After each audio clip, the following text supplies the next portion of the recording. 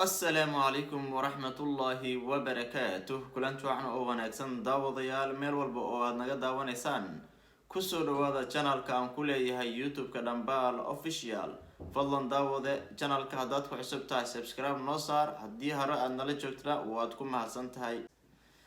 daawadayaal maanta waxaan rabaa in aanu ka hadlo pranki oo wiil Soomaali ah sameeyo oo pranki qatartiisa wata oo qori oo ayuu pranki ku sameeyay qoriga loo yaqaano AK47 waa pranki qatartiis aad iyo aad wato bulshada waxa ku dhex jirta waa dad ciroole caruur ayayna ku jiraan iyo qaarkooda mataqaanaa dhiikar qabo xanuunsanaya marka prankiga wiilkan ayuu sameeyaa wuxuuna la tagayaa dad reer miyi ayuu u tagayaa oo meel fadhiyaan ayuu qori inuu abeesto dadkii kala cararayaan marka midkaas oo kale prank lama dhihi karo runtii laakiin xogaa waxa moodaa in ay dadkii isla og yihiin prankigan ay ku soo wada heshiiyeen walow Soomaalida markay ay prank sameeyaan way isu sheegaan prank ayaan rabaa inaan sameeyo sidaas aan rabaa ay leeyihiin way isu sheegaan haddana si kasta ha ahaatee prankiga Soomaalida prank noocyo badan ayaa jira dhinacyo badan ayaa laga sameyn karaa laakiin qori ninaga day ciyaartii saaxiibaalo kan pranki lama dhihi karo waa pranki qatartiisa wata qoriga laguma kaftami karo marar qaar idinkoo islooga waa ka xabadiya ka fakan karta waxa waaye waa ama dhuuntiisa qori ku jiri karta xabad ku jiri karta marka walaalayaal ilaahay idinku dharshay waxaan aan iska dayno bulshada waxay u baahan tahay wacyigelin runtii waxaan oo kale aan iska qabano maamulka meesha ka jira waxaan ugu baaqayaa ninkan oo kale inay isa qabtaan dadka la mid ahba sababtoo ah waa qori qatartiisu wata marka ayaan war idin kugu daalinay prankiga ila daawadaba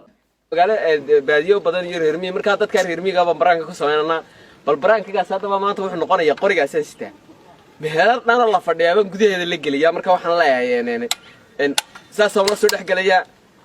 qoriga waa ku qabanaya ka caban odhanaya marka bal dareenkoodii sida yeelan biniga bal inay yaacaan inay fadhiyaan inay suuxaan hada qaar hadana kuma gelayeen marka daawasho wanaagsan ila saaq mafruuc calash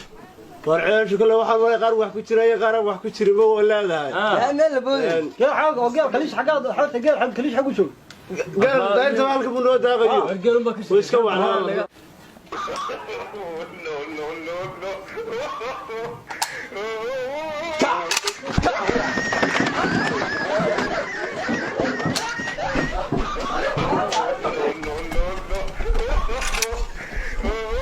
ilaahay idinku dharshay Soomaaliya waxaan pranki miyaa la dhihi karaa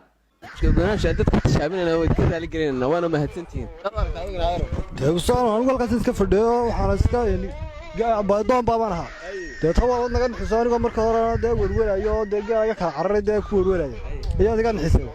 tawa waxba noqday marka si waaban si baaban haybo waa yar gargarinayaa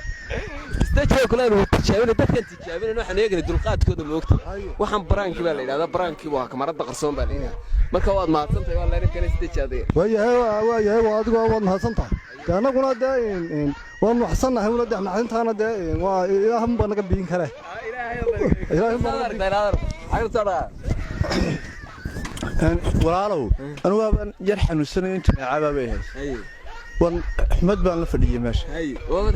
waa xanuunsanay martiba xanuunka dambeeyay Allah akbar caafimaad baa war helaaday